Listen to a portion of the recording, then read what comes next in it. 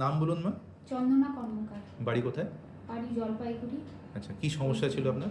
আমার ওভারিতে টিউমার ছিল, ক্যান্সার হয়েছিল। আচ্ছা।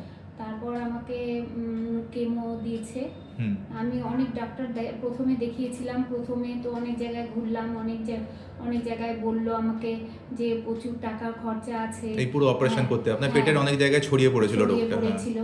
তারপর বলেছিল প্যানক্রিয়াস কাটতে হবে। আমি বলছিলাম যে আমি ওটা তাহলে অপারেশন করব না, আমি ভয়ে ছিলাম। তারপর নিশানা ম্যাম আমাকে কেমো দিয়ে বলল যে এটা ছোট করে কেন কাটতে হবে, ওটা কাটতে হবে না।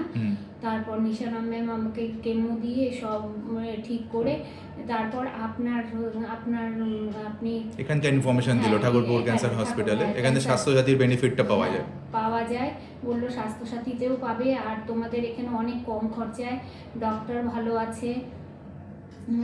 তো আপনার এইখানে অপারেশন হয়েছে, আপনার এই 7 ঘন্টার অপারেশন এখানেই করা হয়েছে? এখানে করা হয়েছে 7 ঘন্টার অপারেশন।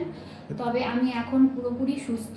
আচ্ছা, কোনো সমস্যা হয়নি, কোনো কমপ্লিকেশন কিছু হয়নি? না, কিছু হয়নি, আমি অনেক ভালো আছি আগের থেকে।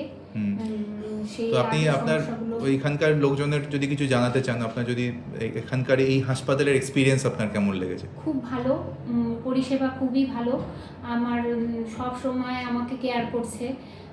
তারপর খুব ভালো হচ্ছে, অপারেশনেও আমাকে ভালো সুবিধা দিয়েছে। অনেক সময় ধরে আমার অপারেশন হয়েছে, খুব গাইড করেছে আমাকে। সবার ব্যবহার খুব ভালো। আপনি খুশি এখানে আপনি যথেষ্টই খুশি? আমি যথেষ্ট খুশি, আমি সুস্থ হয়েছি। আমি এখানে এসে আমি তো ভাবছিলাম আমি সুস্থ হতে পারবো না, অনেক হচ্ছে আমার অনেক ছিল। আমি এখানে ঠিক আছে, আপনি এখানে এসেছে যে আপনি মনের জোরটা পেয়েছেন, এটাই সব থেকে বড় জিনিস। আমাদের কাছে ওটাই বড় পাওনা। ভগবান পাইছি আমরা আপনাকে ভগবান মানি, কারণ আপনি হচ্ছে আমাকে অপারেশন করে এত চিকিৎসা দিয়ে খুব ভালো ব্যবহার আপনার। ঠিক আছে, ধন্যবাদ। আর এত শোনা যাবে না। ঠিক আছে, আপনি ভালো থাকুন, বাড়ি যান, সুস্থ থাকুন।